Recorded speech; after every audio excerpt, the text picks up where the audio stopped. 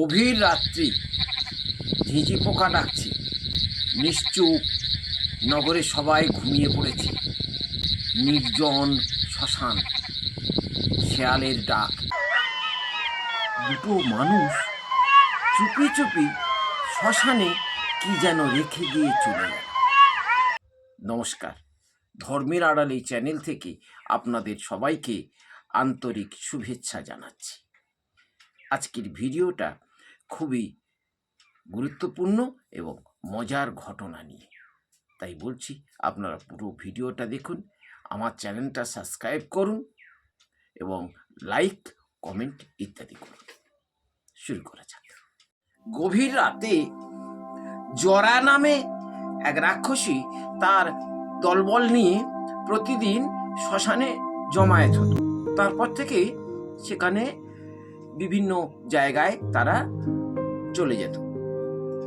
সেদিন রাত্রেও জরা ওই শ্মশানে এসেছিল। জরা হলো মগধের বাস করা এক রাক্ষসী। রাক্ষসী হলে কি হবে, জরা হচ্ছে খুবই ধার্মিক ছিল এবং শিশুদের উপকার করত, অনেক শিশুদের দুরারোগ্য ব্যাধি থেকে বাঁচিয়ে দিত।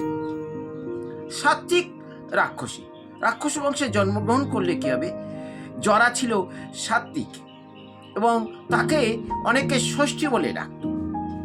জরা বহুবার রাজার কাছে গিয়েছেন এবং বলেছেন যে আমাকে তোমার রাজ্যে আমার পূজার ব্যবস্থা করো, আমার মন্দির তৈরি করে দাও। কিন্তু একজন রাক্ষসীকে পূজার ব্যবস্থা করা, তাকে পূজা করা, মন্দির করা রাজার পক্ষে সম্ভব নয়। মগধের রাজা বৃহদত্ত সেটা কখনোই করেননি। তাহলে এই রাক্ষসী প্রতিদিন যেমন শ্মশানে এসেছেন, এসে দেখে এক আশ্চর্য কাণ্ড। একটা শিশু, ঠিক একটা নয়, একটা শিশুর মাঝামাঝি থেকে কাটা দুটো অংশ, বাচ্চাটা মারা গিয়েছে, এই দুটো অংশই মৃত। জরা এই দুটো অংশকে দেখে অবাক হয়ে বাচ্চাটাকে তুলে নিয়ে দুটো অংশ যখন এক করেছে, তখন সেই বাচ্চাটা বেঁচে গিয়েছে এবং কাঁদতে আরম্ভ করেছে।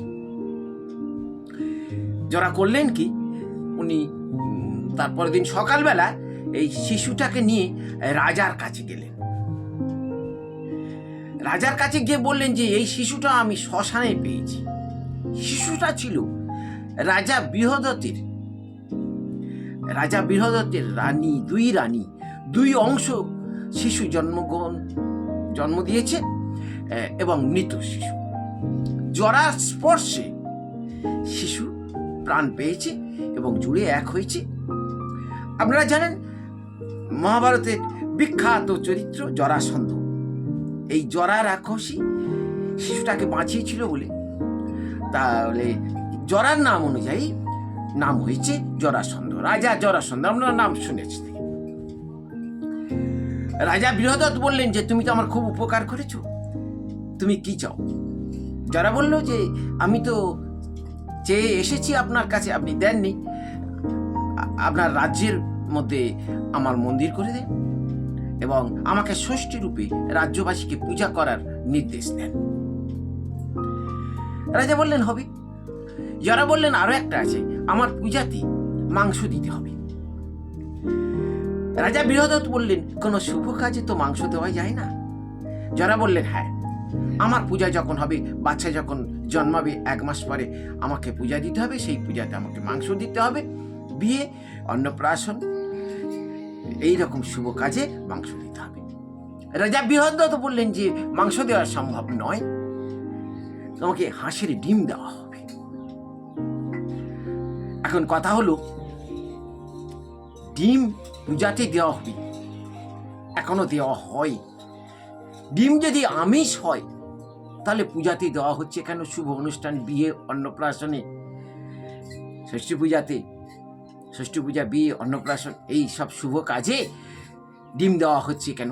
ডিম যদি আমিষ দ্রব্য হয়ে থাকে, তাহলে ডিম দেওয়া হচ্ছে কেন? লক্ষ্য করে দেখবেন, গ্রামাঞ্চলে সিংহভাগ মানুষ ডিমকে ফল বলে, মুরগির ডিমকে বলে মুরগির ফল, হাঁসের ডিমকে বলে হাঁসের ফল। তাহলে পূজাতে এই আমিষ দ্রব্য দেওয়া যায় কি? বিজ্ঞান কি বলছে? বিজ্ঞান বলছে যে ডিমের মধ্যে, বেশিরভাগ ডিমের মধ্যে ভ্রূণ থাকে না। এই যে পোল্ট্রি ডিমগুলো আসে, এর মধ্যে ভ্রূণ থাকে না। তাই ডিম হচ্ছে নিরামিষ। ডাক্তার কুণাল ঘোষ, বিখ্যাত ডাক্তার, তিনি বলছেন যে ডিম নিরামিষ। গরুর শরীর থেকে দুগ্ধ আসছে, শরীর থেকে আসছে বলে কিন্তু সেটা আমিষ হচ্ছে না। তাহলে মুরগির শরীর থেকে ডিম আসছে, তাহলে সেটা আমিষ কি করে হবে যতক্ষণ না সেই ডিমের মধ্যে ভ্রূণ থাকছে?